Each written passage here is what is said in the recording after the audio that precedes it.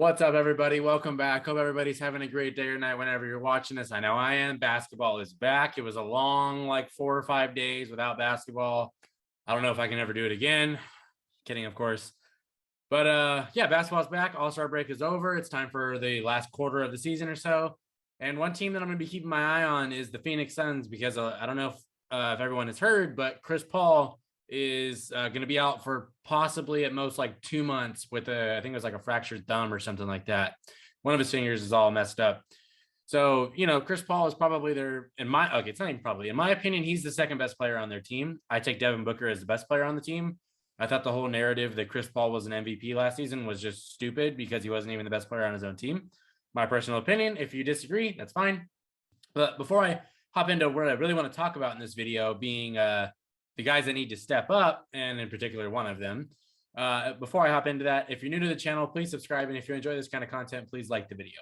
Okay, so this video is going to be a positive and negative, I guess, to a sense, because I want to praise Devin Booker because the game he had tonight, 25 points, 5 rebounds, 12 assists, 6 steals with 4 turnovers. I gotta put that in there.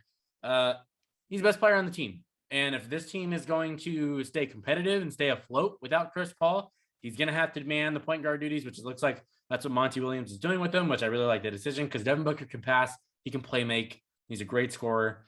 I love it. So I think we're going to see just how good Devin Booker is these next, 20 games that he's going to be running the show. And honestly, it's great because Devin Booker deserves more respect, more credit because he just doesn't get it for whatever reason. And I don't understand it, honestly, because he's not a bad defender anymore. Since he came into the league, he was pretty poor as a rookie in, his first few years. But I mean, I don't know how you're expecting a dude with Dragon Bender, Eric Bledsoe, and what other Marquise Chris, whatever other garbage that they put him with, you can't expect him to succeed with that. So now that he's got quality players around him, you're seeing just how talented he is. And I'm excited to see what he does. He might go on he's not going to finish as the MVP, but he might go on an MVP level run down here. And I'm really, really excited to see how he handles this. But so Booker, you're amazing. I hope you continue it. I'm really excited for it because I think you're the best player on this team. And it's pretty much that simple. Now, the guy that needs to be the second best player on this team and has needed to be the second best player on this team ever since Chris Paul got there and ever since he even got drafted there is DeAndre Ayton. That dude, he was, I'll put it this way, he was fantastic in the playoffs last year minus the finals, but he went up against Giannis. Giannis does Giannis things. That's a tough matchup for anybody. But this season, he's just been lackluster. He just has not been, I know he's been banged up and stuff, but he has not been what you would hope he would want to be coming off of that excellent postseason that he had. You want him because he was, first of all, he was mad that he didn't get a max contract offer, which I do think that the Suns owner is notoriously cheap anyway. He could have got it, and I wouldn't have been surprised. But they're looking probably pretty smart to not have given him it right now because he's not really showing that he was worthy of being the number 1 pick and is a top 2 or 3 player on a championship team, which is what you would hope a number 1 pick would be. He's been lackluster this season. Yeah, his numbers, he's averaging 16, 10, but he's only averaging 0.8 steals and 0.8 blocks. So it's, he's not really making that huge of a defensive impact, and this team is really, really good defensively. So I would hope that he would be putting up better numbers in this. And 16 and 10 is cool on the surface, but they're kind of invisible. He'll have games where you don't even know he's there.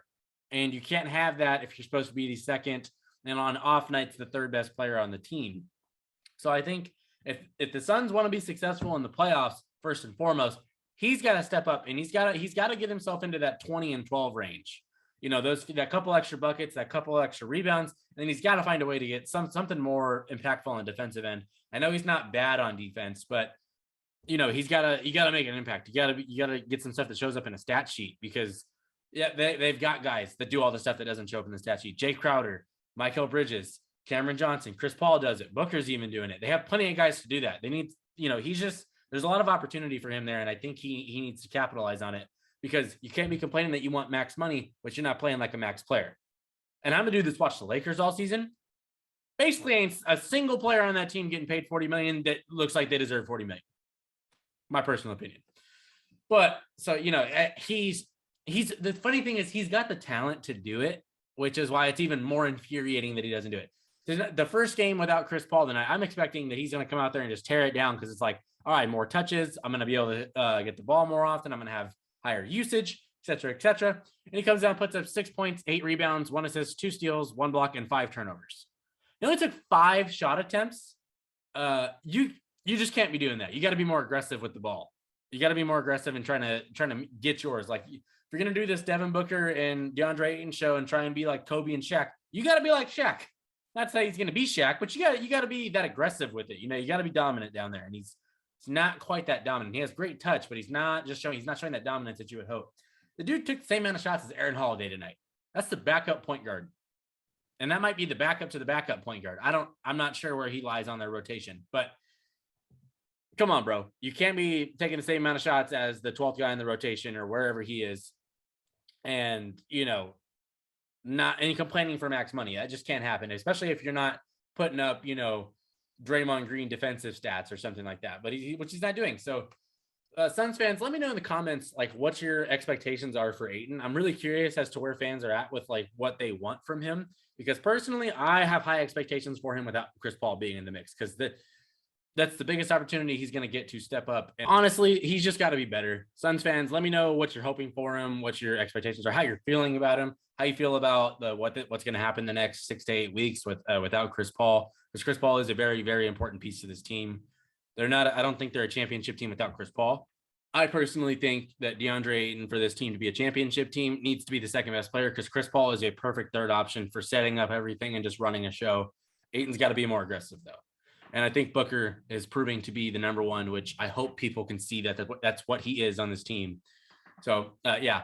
If you're new to the channel, please subscribe. If you enjoyed this video, please like the video. I am ready for this Devin Booker MVP run down the stretch, if he's able to make one, and for DeAndre Ayton to prove that he's a max player. I'm done here. Peace.